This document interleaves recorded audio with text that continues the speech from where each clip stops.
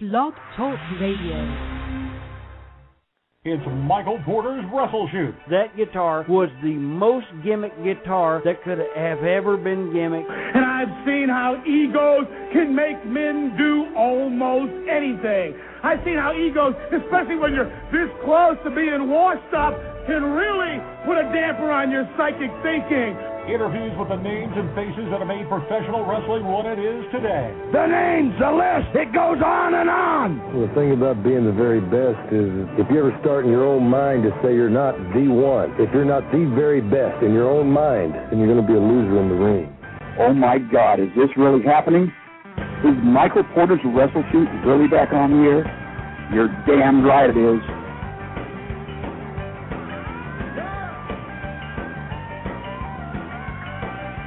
Patiently waiting on the phone. We have him on the line with us right now. Please welcome independent wrestler and I believe also internet radio host himself, El Capo, Jason Gotti. Jason, welcome to Michael Porter's Wrestle Shoot. What's going on, everybody? And I heard you talking about ratings. Well, the ratings are going to go through the roof because anything I do or say is money. So, yes, you're welcome on here. Oh, I already like this guy. Don't we need it?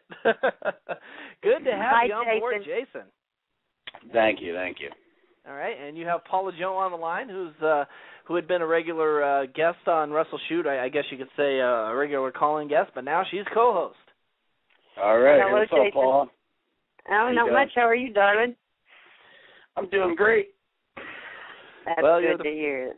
Yeah, well, you're the first real guest that we've had since our tribute show a few weeks ago to our friend Michael Porter with the relaunch of the show.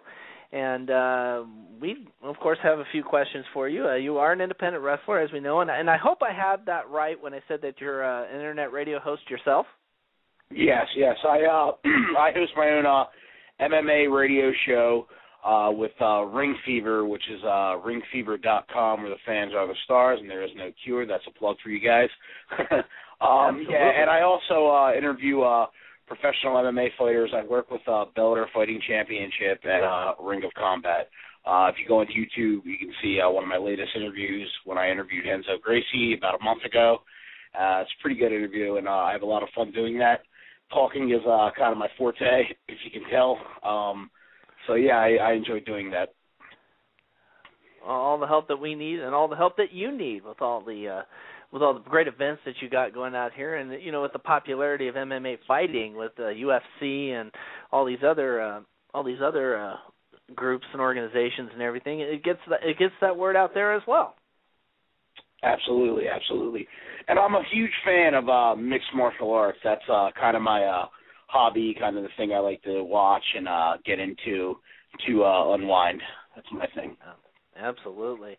I'm pretty sure that you'd seen Brock Lesnar in action. He just came back to WWE, and he's been doing kind of like a shoot fight style type thing, kind of the MMA deal. But that really resurrected his career, I think, was the MMA. Yeah, I think Brock did a hell of a job in mixed martial arts, especially only having he had only had 8 fights and 1 fight before he actually debuted in the UFC against Frank Mir. But I think Brock did a great job. I think he was a really good fighter, and I think he brought a lot of numbers to the UFC at the time because people wanted to see what he could do.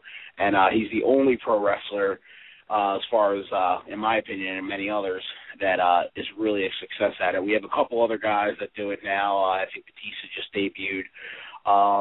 Bobby Lashley, a couple other guys, but Brock by far is the best one. Well, it's definitely made, and the funny thing is, it's not the first time that MMA and wrestling have, had, I guess, clashed or came together. Everything, because we remember Ken Shamrock back in the late '90s, and then Dan the Beast Severn came in as well, and but it was more of the transition from MMA to wrestling, which is as opposed to Brock Lesnar going from wrestling to MMA back to wrestling. So, but it wasn't the first time that.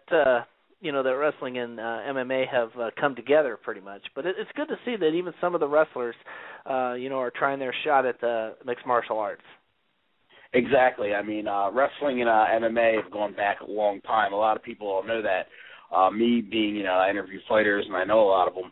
a lot of fighters are big pro wrestling fans. I actually know King Mo. I've interviewed him before. I'm friendly with him. I stay in contact with him. We still talk through Twitter and stuff.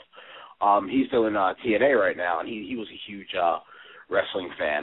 If you can go back to the Pride days in Japan, a lot of the wrestlers that wrestled for like New Japan and All Japan, they also fought.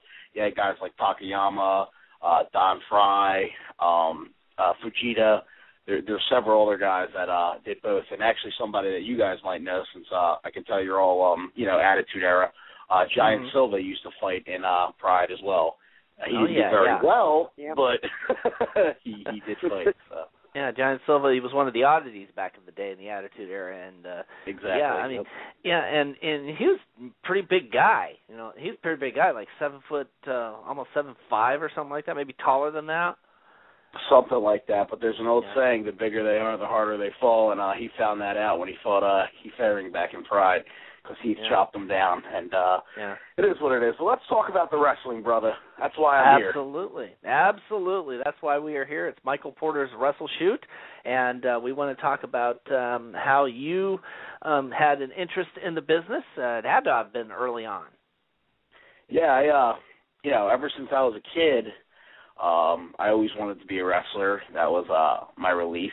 I had a pretty rough childhood. I come from an abusive household, and I remember always wanting to watch wrestling as an escape for me. And that's, just something that through the bad times, when I was younger, I really enjoyed, and I look forward to. And I guess I could kind of let myself go in a fantasy light, like, I could be like Hulk Hogan, or I could be like Macho Man, or anything like that. So that was always something that I always wanted to do, and I achieved it at a young age. I actually started wrestling when I was 16, and I only had a couple matches, but then I stopped when I was 18 because I really didn't, I really didn't know how to get booked and stuff like that. And the guys that initially trained me, to be perfectly honest with you, I'm one of those guys that I speak my mind, and I don't bullshit, and maybe I should a little more for wrestling, but it is what it is. The guys that initially trained me, they weren't, very good in the ring, or they weren't very good to me either. I kind of think that they just took my money and never saw anything in me. And that's the thing. Well, obviously, I'm doing this radio show, and where are they? Probably listening to me. So exactly, I guess I win. Yep. Right.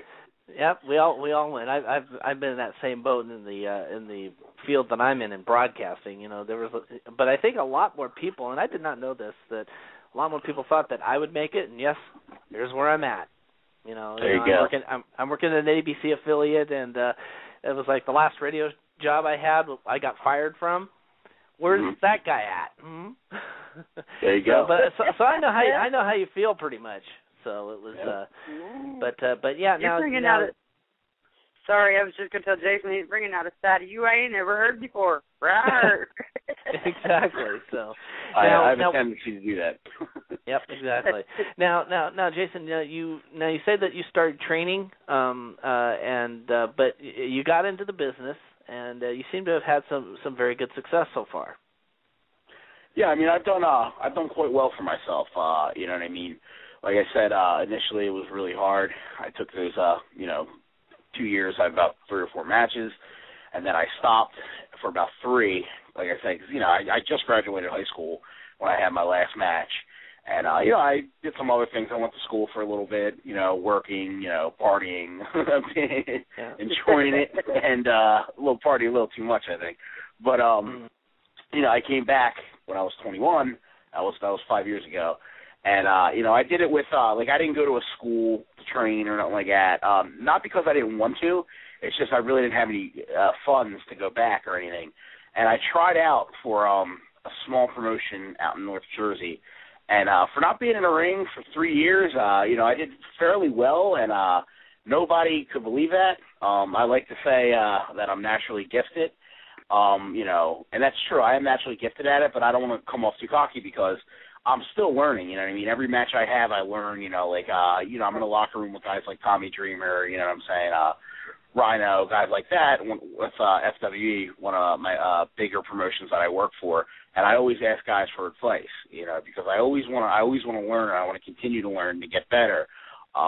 If you think you know everything in the wrestling business, then you really don't know nothing at all, Mm-hmm. And you'll never evolve and be the best that you can. I always want to be the best, that I can in everything that I do. I think the biggest problem with me, as far as my wrestling career is, I always worked hard in the ring. I always busted my ass, whether I was sick or injured. But outside of the ring, I didn't put in, the work in, the gym and stuff like that. When I first came back to wrestling when I was 21, I was jacked up. I used to go to the gym 5-6 days a week. And, over the past couple of years, this isn't a secret, so I can say this over here. I deal with some depression issues. I'm prone to depression, mainly because of how I was brought up and stuff like that.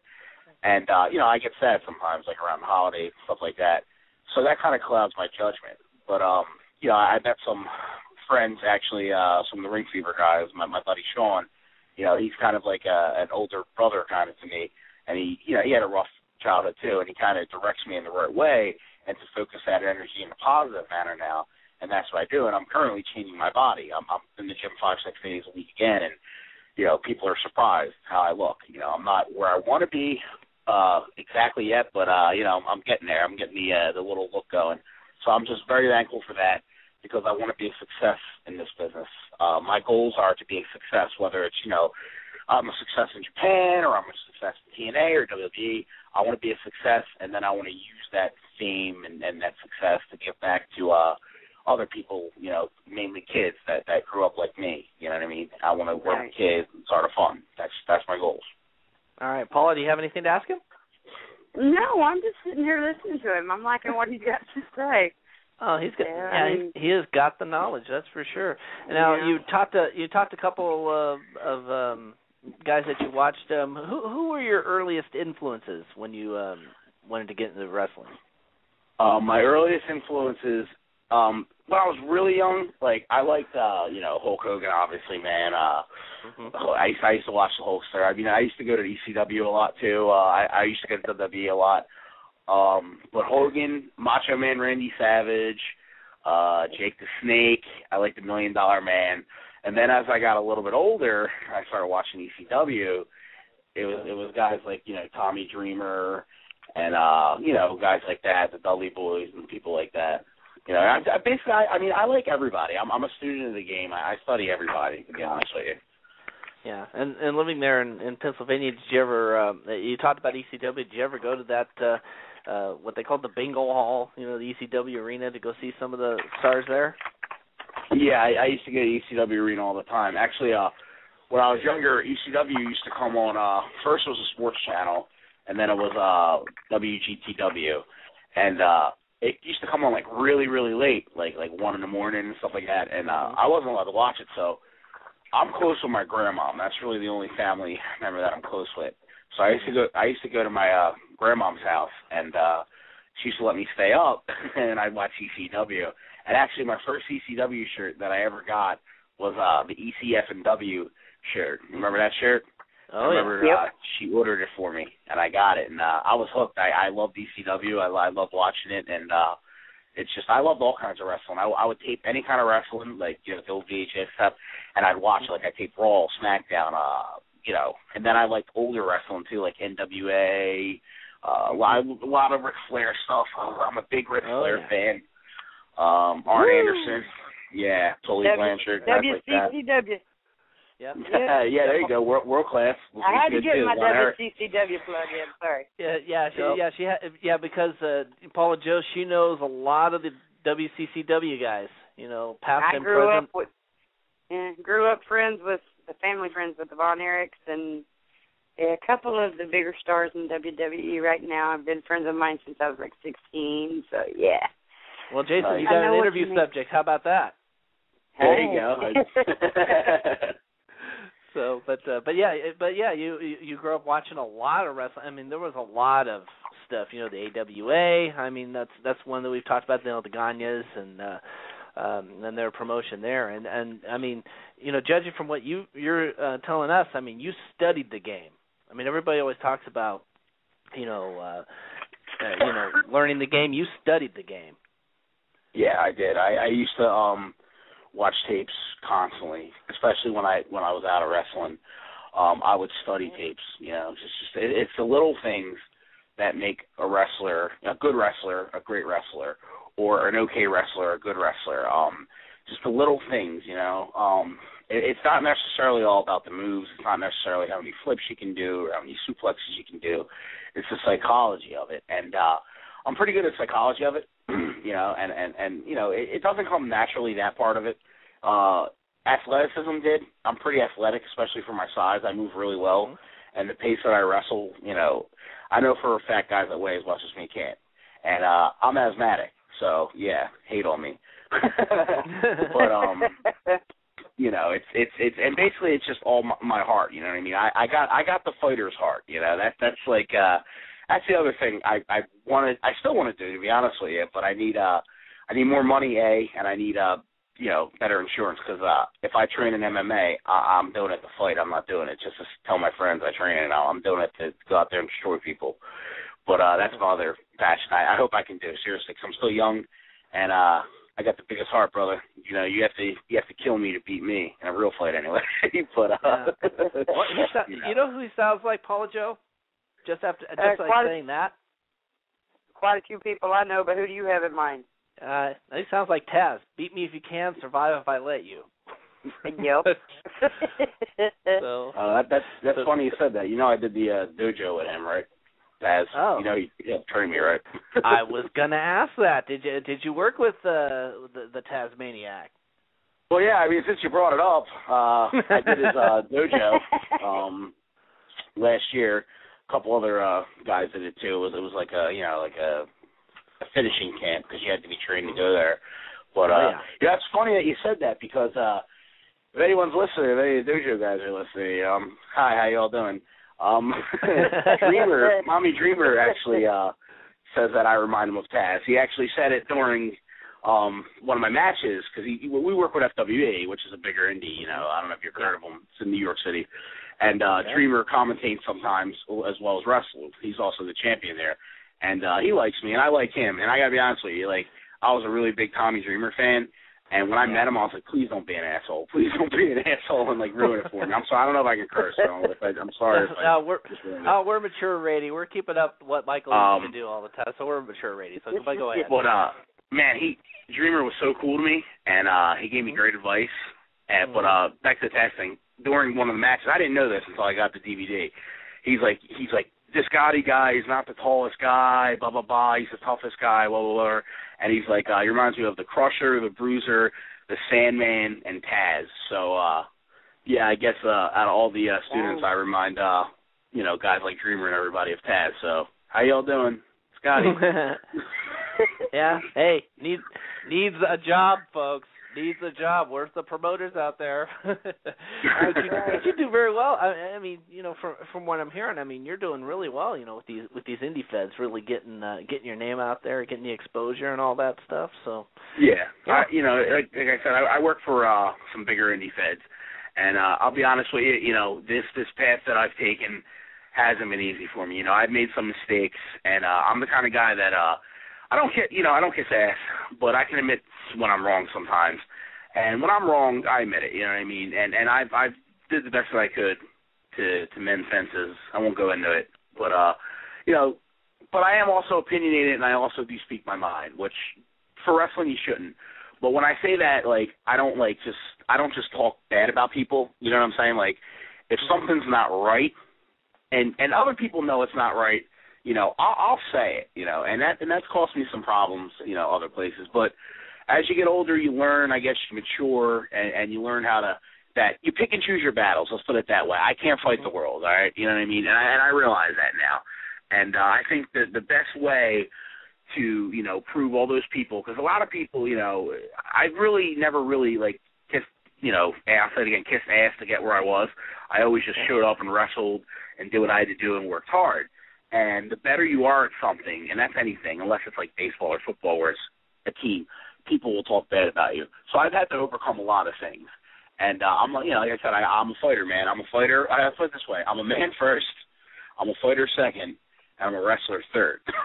You know.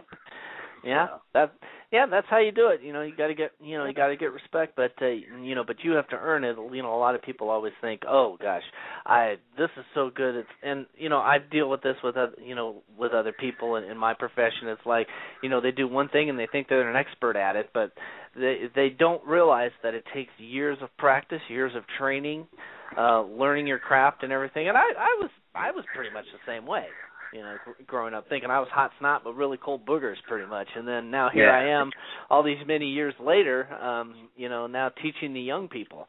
So I pretty much, with the knowledge that you have, in this business, I'm pretty sure you're going to be teaching some people here sometime. Yeah, I mean, I don't, see, that's the thing, I don't want to teach people to wrestle because I don't, I'm still short in my career. But if anyone has advice, about certain things, I wrestled for the Monster Factory about a month ago, Larry Sharp's Monster Factory, and they have a lot of students and stuff. And they, some guys were asking me for advice, and there was things that I seen that I knew was wrong that I don't want to harp on the whole task thing or whatever, but things that, I will say this, he was a great trainer, and he taught me a lot, and he helped me as far as in the ring and everything. I'm a better wrestler because of that. So little things that I was taught that I can't, say on the air, I just can't say them, but I knew these guys were doing wrong, so I helped them. And then other things that I learned from training from everybody else. So that's what I'm saying, it's good to always learn, because not everybody does everything the same. So, I trained with Taz, and I learned a lot. But who's to say that should be the end of my training? No, it shouldn't be. I'll pick Tommy Dreamer's brain, or I'll pick Rhino's brain, or I'll pick, Chris Masters' brain, or whoever. You know what I'm saying? When I work these shows with these guys, because I want to pull as much knowledge as I can. And if guys don't want to share that knowledge, that's okay. I don't get mad. What you do is you ask politely. And most guys will watch your match or give you advice. And you it's like a filter. It's like a filter on, let's say, coffee, right? You have your coffee, and you have the filter, and then you get, the best part of the coffee bean to have your coffee. That's kind of what you need to do. You kind of need to have a filter to filter out what information, will fit the way you wrestle, your size, and how you are. Okay, I love Ric Flair, right? But I can't be Ric Flair. You understand what I'm saying? I got to study guys that are more my style. I throw a lot of suplexes and stuff like that. I'm very snug in the ring, I'm very aggressive. So I need to study, a Benoit or, somebody, Dynamite Kid, you know what I mean? Somebody more my style that's shorter, you know what I mean? I'm not the tallest guy.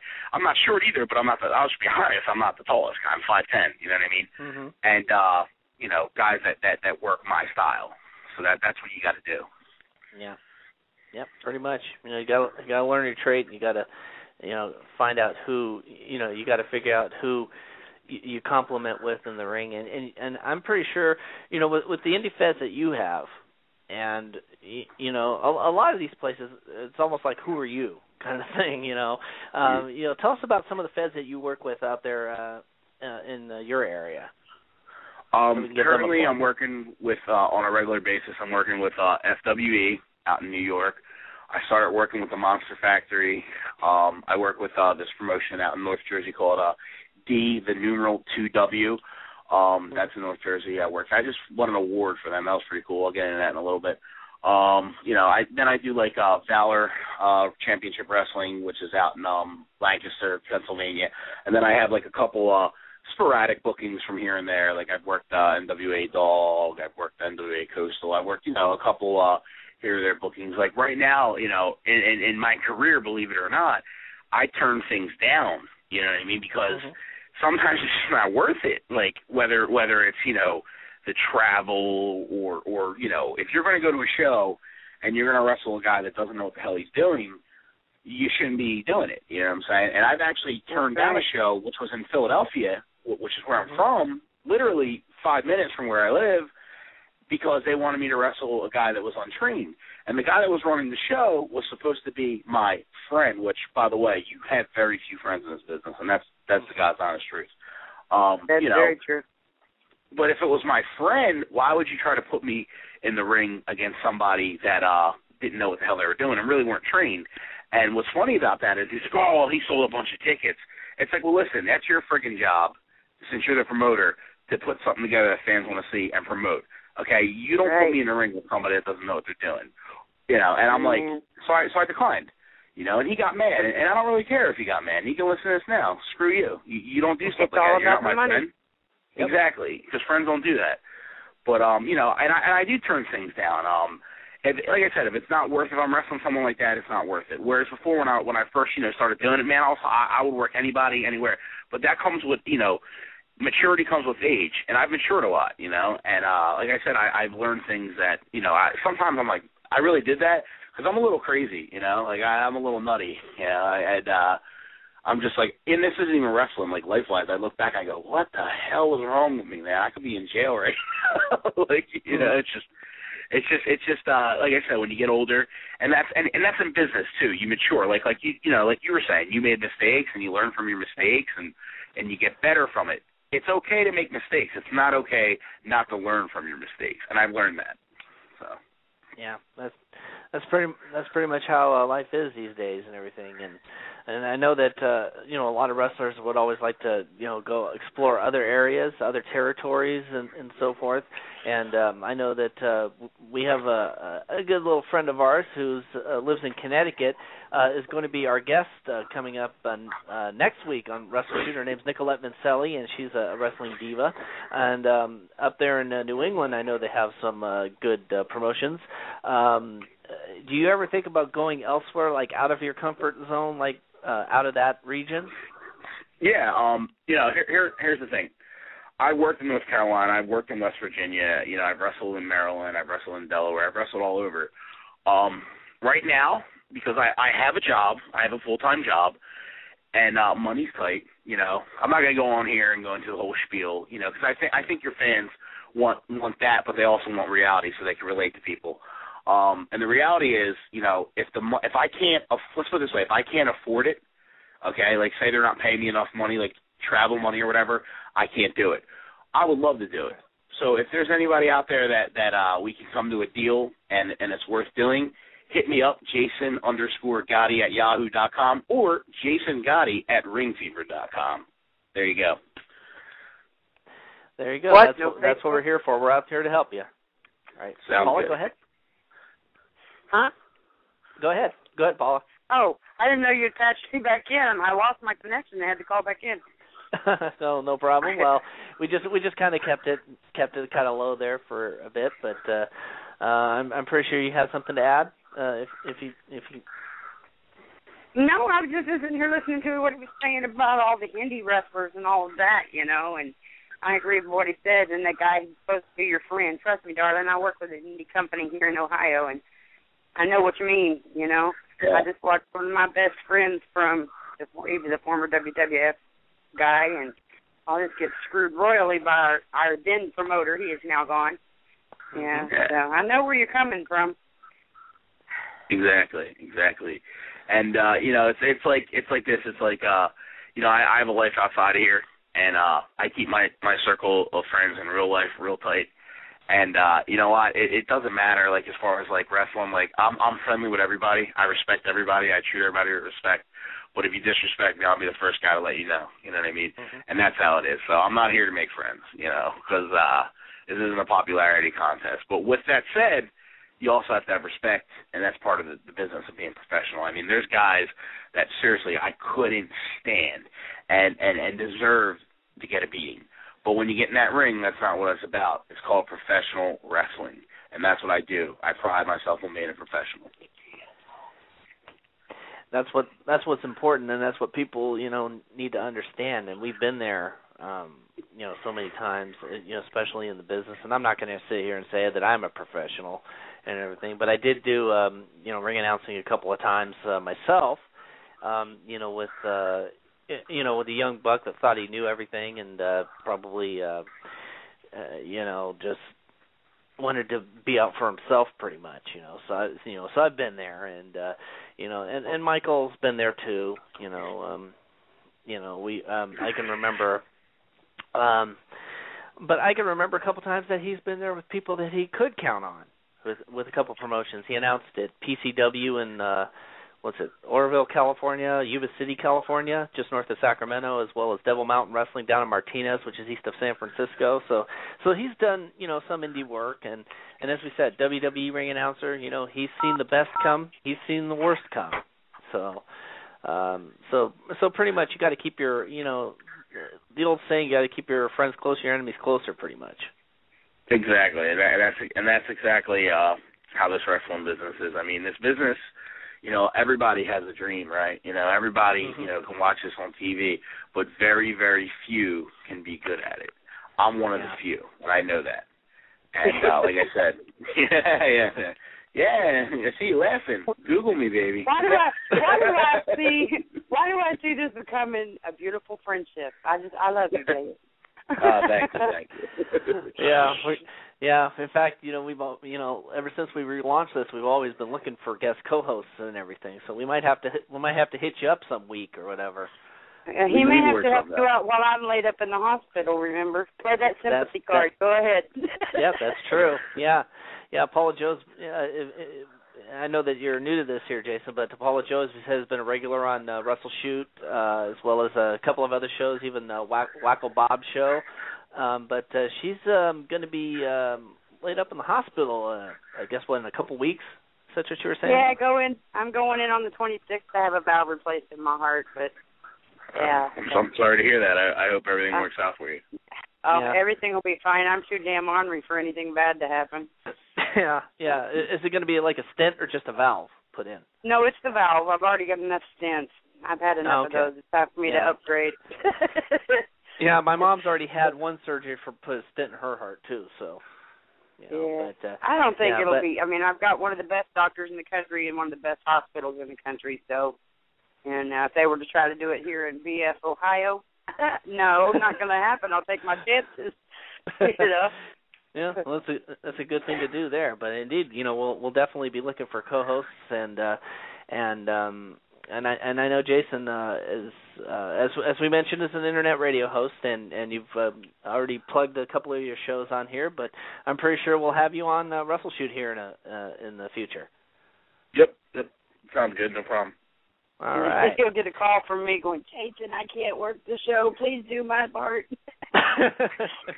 Yeah. You're not allowed to tell me no. You cannot tell the female enforcer no. Just keep that in the back of your head. All right. Yeah. Once you know her, once you get to know her, Jason, you'll figure some good things out for her. That's because they watch it summers. Yeah. Well, Jason, I don't know if we've. I know that we have you on, and we've already been talking about some wrestling news and notes, and that's one of the things we're going to talk about. We just talked about the TNA pay-per-view that took place. You were hearing us talk about it. I don't know if you had a chance to watch the Turning Point pay-per-view or hear about it or read about it or whatever. What were your impressions on last night's TNA pay-per-view Turning Point? I didn't watch it. And I'll be honest with you, even if I did watch it, I'm not going to give any kind of opinion, especially publicly, because I want to work for TNA and I want to work for the WWE. That doesn't mean I'm going to say anything bad. It's just I was taught not to, so I'm not going to do that. Yeah. I'm sorry. Wow. Well, that's honest. Even though we're no holds barred on this show, pretty much. So. Hey, we can talk about UFC if you want. I'll say whatever you want about that. That's called respect, Michael. Yep, that's true. If you didn't see the show, why get on there and run your lip and make comments and all this when you don't know, and all that. I see where he's coming from on that one. Yep. Yeah. Yeah, I hear you. So, yeah. I wonder, Paula Joe, do you want to hear a little bit about UFC? Sure. All right, go for it. Go for it, Jason. Convince me. Go ahead.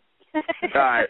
We just had the UFC on Versus, I believe, that happened in China, which the main event was Rich Franklin versus Kung Lee. You know who Kung Lee is, right, guys?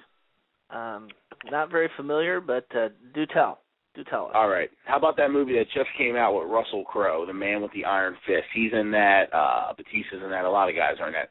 He's like an action star, kind of Jean-Claude Van Damme, but not to the highest degree.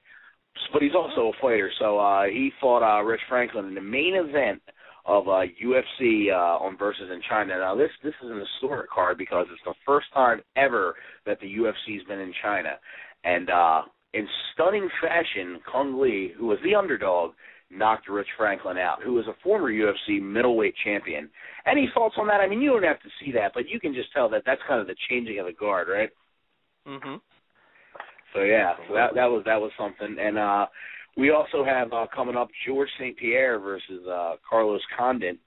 I think it's UFC 154. Yeah, it is 154 out in Montreal, and that is for the welterweight championship. Condit is the interim welterweight champion, and he's fighting George St. Pierre, who is the welterweight champion. Condit won the interim championship last October against Nick Diaz, I believe.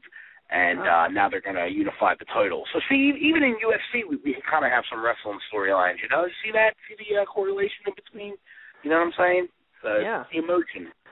So. Yeah, I've actually seen some. Yeah, and believe it or not, I actually have seen some of the UFC bouts on Fox too, and a lot of these guys I'm very familiar with. Even guys that had retired, like Randy Couture and Brock Lesnar, as we mentioned before. But a lot of these guys are like big names in the world of some would say Ultimate Fight, but it's more like MMA.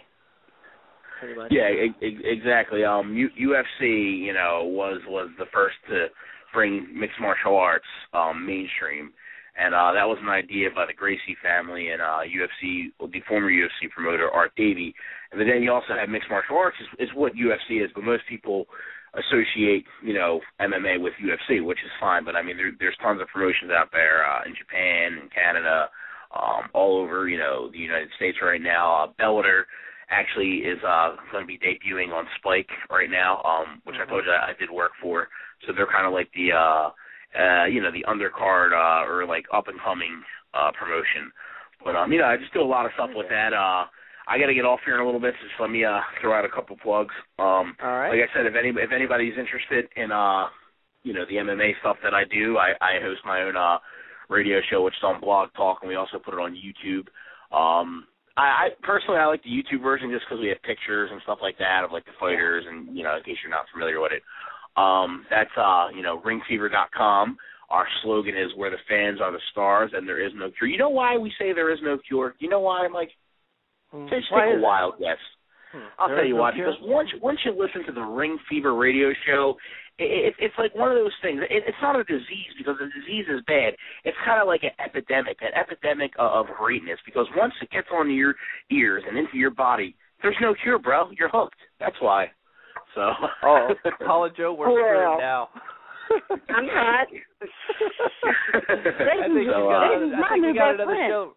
Yeah, I think we have another show coming that we're gonna have to listen to. So. You never know. Yeah. So check that out. Also, you can follow me on Twitter, which is obviously at Jason Gotti, Gotti. That's one word. I tweet a lot.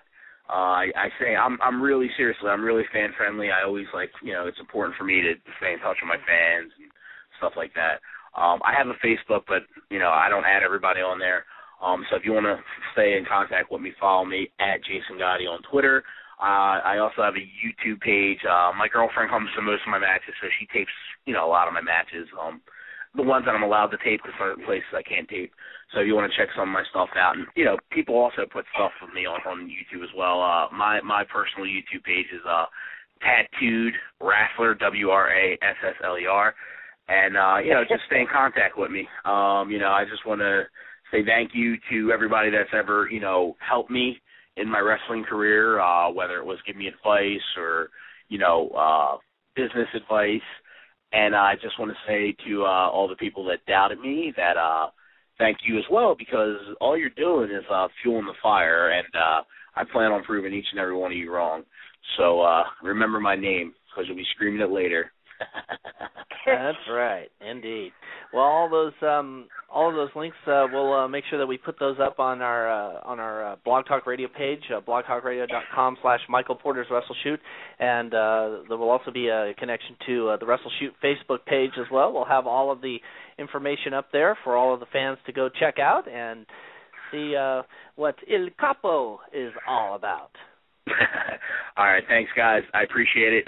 Paula Joe, my fault to be with you. I know you can beat this, so give them good. help. I'll let you know.